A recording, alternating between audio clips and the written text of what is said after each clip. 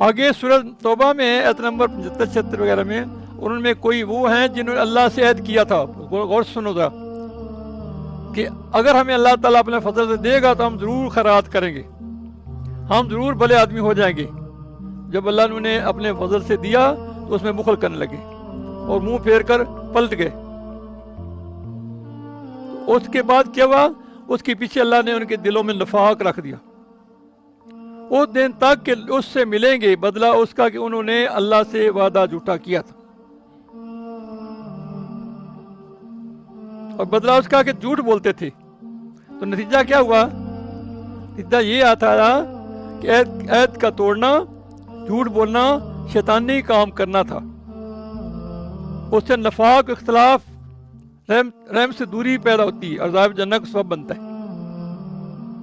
اللہ کے عہد، ہم نے کوئی اللہ سے عہد کیا ہوا ہے؟ یاد ہے نا؟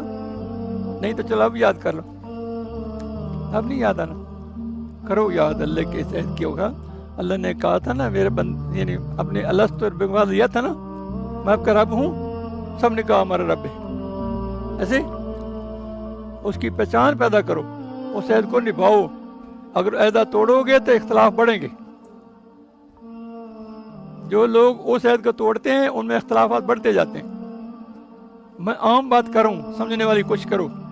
اگر آپ چاہتے ہیں کہ ہم اللہ سے محبت کریں تو کم از کم اس عہد کو تو نبھاؤ نا۔ وہ عہد کیا ہے کہ سب روحوں نے اللہ سے عہد کیا تھا اور اس خراب ہونے کے اقرار کیا تھا۔ عام روحوں نے یہ کیا تھا نا، انبیاء کرام سے اللہ نے عہد لیا تھا، میرے نبی کے چرچے کرنا، ان کی بشارتیں دینا اپنی قوم کو، اور علماء کرام اولیاء سے بھی لیا تھا کہ میرے دین کی تبلیغ کرنا۔ اب آپ جس کیٹیگری میں ہو اس کا حق نبھاؤ۔ اگر آپ عوام میں ہو پھر اللہ کا حق پہچانو، اللہ کو پہچانو، اپنے نفس کی پہچان کرو، اللہ کی پہچان نصیب ہوگی۔ نفس کی پہچان بھی تو نہیں نہ ہوتی، بار مشنا ہاتھ نہیں راہ دے تو پانچ بکری کھیر میں۔ اپنی نفس کی پہچان بھی تو مشکل کام ہے نا۔ اس لیے تو تھوڑا تھوڑا کوئی چیز آتی جائے تو انسان مغرور ہوتا جاتا ہے۔ اللہ کے بارے میں عاجزی چاہیے۔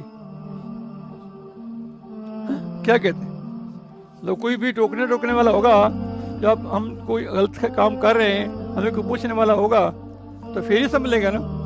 جب ہم خود سب کچھ ہے تو پھر کون سمجھے گا؟